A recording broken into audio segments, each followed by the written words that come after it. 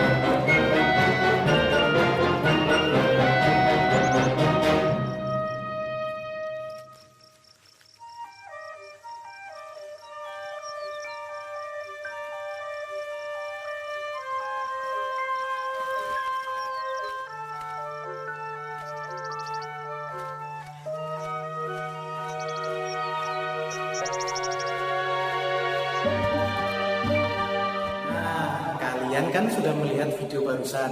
Video barusan bercerita tentang metamorfosis yang terjadi pada hewan kupu-kupu.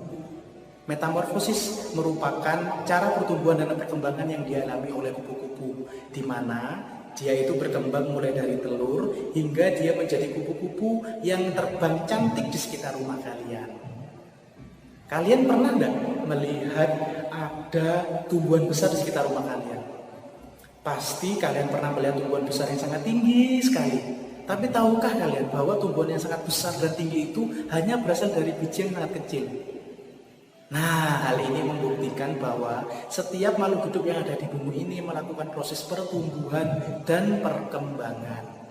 Hari ini kita akan mengupas tuntas mengenai proses pertumbuhan dan perkembangan, khususnya untuk pengertian pertumbuhan dan perkembangan pada makhluk. Materi pertama yang kita pelajari pada pertumbuhan dan perkembangan makhluk hidup adalah pengertian pertumbuhan. Apa sih yang disebut sebagai pertumbuhan? Nah, pertumbuhan adalah proses bertambahnya jumlah, massa, dan volume yang bersifat tetap dan irreversibel. Apa yang dimaksud dengan irreversibel? Irreversibel adalah tidak dapat dikembalikan dalam keadaan yang semula. Contoh dari pertumbuhan ini adalah pertumbuhan tinggi tanaman, pertumbuhan tinggi kalian. Nah, kalian mulai dari kecil sampai besar pasti akan mengalami pertambahan tinggi. Nah, ketika kalian misalnya umur 5 tahun, tinggi kalian masih 120 cm. Tapi sekarang ketika kalian sudah menginjak kelas 3 SMA, tinggi kalian adalah sekitar 170 hingga 180 cm. Nah, sifat irreversibel adalah tidak dapat dikembalikan dalam keadaan semula, bahwa tinggi kalian yang sekarang 180 cm itu tidak bisa mengecil kembali seperti tinggi kalian pada saat kecil. Jadi itulah yang disebut sebagai irreversibel. Jadi Ustadz ulang lagi, pertumbuhan adalah proses penambahan jumlah, massa, volume yang bersifat tetap dan irreversibel. Nah, setelah pertumbuhan, pasti setiap makhluk hidup itu akan melakukan yang dinamakan proses perkembangan. Proses perkembangan adalah proses menuju kedewasaan atau pematangan fungsi organ.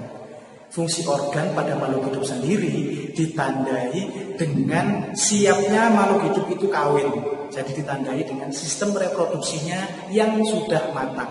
Kalau pada manusia, contohnya ini, kalau pada manusia, biasanya manusia tersebut kalau pada laki-laki ditandai dia sudah mimpi basah atau sudah memasuki masa akil balik. Jika pada perempuan itu ditandai dengan perempuan tersebut akan masuk pada masa menstruasi. Jadi fungsi organ dalam tubuh manusia tersebut sudah dikatakan mengalami perkembangan atau proses pematangan fungsi organ. Kalau pada tumbuhan sendiri, biasanya kalau pada tumbuhan sendiri itu tumbuhan sudah mulai muncul bunga, di mana di bunga tersebut sudah ada alat kelamin jantan dan alat kelamin betina. Alat kelamin jantan berupa benang sari dan alat kelamin betina berupa butik. Setelah dia melakukan penyerbukan dan kawin, akhirnya dia dapat menjadi buah. Buah itu merupakan hasil dari perkawinan yang terdapat pada tubuh tumbuhan.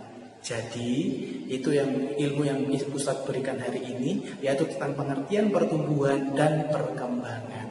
Terima kasih atas perhatiannya. Semoga ilmu yang Ustadz hari ini berikan bermanfaat. Sampai ketemu di lain hari. Nanti kita akan membahas materi selanjutnya mengenai pertumbuhan pada tumbuhan, khususnya pada proses perkecambahan. Terima kasih atas perhatiannya. Ustadz tutup. Assalamualaikum warahmatullahi wabarakatuh. Terima kasih.